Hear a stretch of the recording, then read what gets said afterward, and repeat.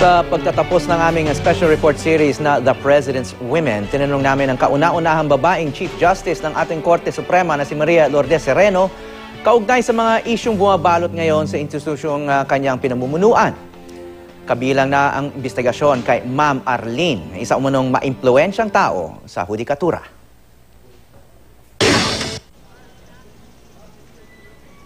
Hindi maikakaila sa mga datos na mabagal ang usad ng hustisya sa bansa. Ang mabigat na tungkulin ng paghahatol sa kanila nakaatang sa hudikatura at sa pinuno nitong si Chief Justice Maria Lourdes Sereno. Sinundan namin siya sa kanyang pagbisita sa Women's Correctional para kamustahin ang mga nakapiit doon. Tanggapin niyo po ang aking paumanhin at tanggapin niyo rin po ang aking pangako na lahat po ng kakayanan ng Supreme Court ay gagawin upang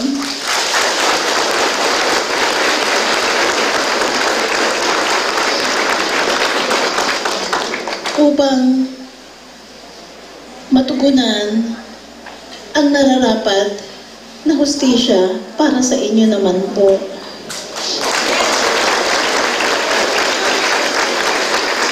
Medyo naging emotional kayo doon. Parang nung kinakausap niyo yung mga preso na may mga hindi pa yata convicted sa kanila, and you were even apologetic to them, no? So I think the issue there was, of course, yung parang the slow wheel of justice, congested jails. Alam mo, sa lahat ng dinaanan kong hirap dito, whether when I was Associate Justice or even when I was Chief Justice, hindi pa ako ever umiyak out of anger or frustration. But you know what makes me, what really draws me, what really pulls me inside, no, na hindi ko mapipigilan, is to see injustice or the broken families represented by those women. When I go to a prison, I don't look at it as a victory of justice. Rather, I look at those people and I see that they represent broken families. Where have we gone wrong? I am not saying that they should not have been there. I'm not saying that due process was denied them. But what I'm saying is that we as a society may have also failed. More than 90% of them are poor. Even though you have the constitutional right to be released upon the posting of bail, except for some instances provided as exceptions by the law, hindi ka rin makakalabas kasi wala kang pampiyansa. So it is tied up. And then vulnerable na nga sila na nga ang pinaka-vulnerable to criminality kasi konti ang options nila sa buhay, sila pa yung pag nagkamali sila ng desisyon or napasama sa maling barkada o na ituro lang ng mali, sila yung nandun.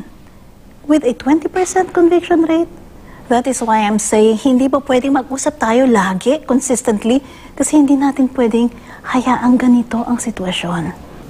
May mga rules of court na sobrang nagpapabagal sa proseso at gusto mo, mas maganda sana kung tanggalin na lang. Ay, hindi naman. Baguhin. Binabago natin yung iba. Marami na tayong changes na gawa yung judicial affidavit rule, no? Marami na yan. Now may proposed rules to decongest jails. Tinitingnan namin ngayon kung paano namin marirelease lalo na yung indigent prisoners na mas maaga. So aling issue o problema kayo nagbigay ng pinakamaraming panahon at atensyon mula nung umupo kayo?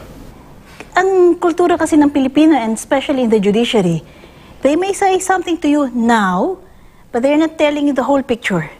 You have to draw it out from them slowly until you build the composite picture really. And because you are Chief Justice, of course, you can expect that people will be a little more guarded. So don't expect that they're going to tell you the entire picture 100%. Ang role ng Chief Justice, sobrang kailangan ng kanyang sensitivity. Yung antenna niya is always up and she must already sense from the air alone of the room and the flow of the conversation that something is amiss. So, how are you going to show that? I wanted to ask then about, of course, we're talking about this mysterious Ma'am Arlene. You have to wait for our announcement. We will come out before we break up for the decision-writing recess in May, that means in April, we will already have something. Hindi kami paligoy-ligoy. You know, there are some who are asking na magkaroon kami ng investigation that are so public and open. Hindi yun eh. Ang nature namin, because these are administrative investigations, quiet. And then when we have something concrete, then we make the announcements at the proper time. Ayokong i-preempt, no? But lumawak, because the instruction that we gave to the committee, headed by Justice Leonen, allows the committee members to, in fact, look at the systemic issues that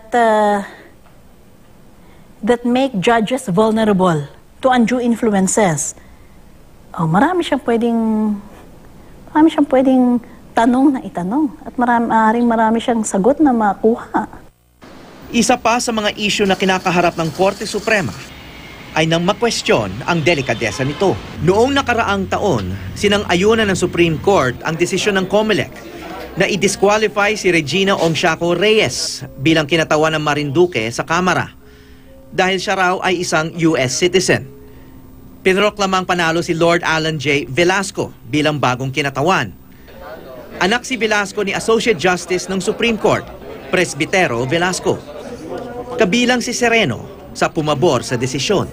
Ma'am, sinabi niyo sa isang speech na hindi magkakaroon ng old boys club dito sa Supreme Court. Pero ngunit sa yung nakaraang taon, may perception na may ganon doon sa Reyes versus Comelec na desisyon. Dahil yung desisyon nga naging pabor sa anak ng isang justice, si Justice Velasco. No? And yun, baso ko rin yung dissenting opinion ni Justice Breon na sabi niya, there was a haste in dismissing the Reyes petition outright and then kinwestiyon pa niya yung delikadesa ng korte.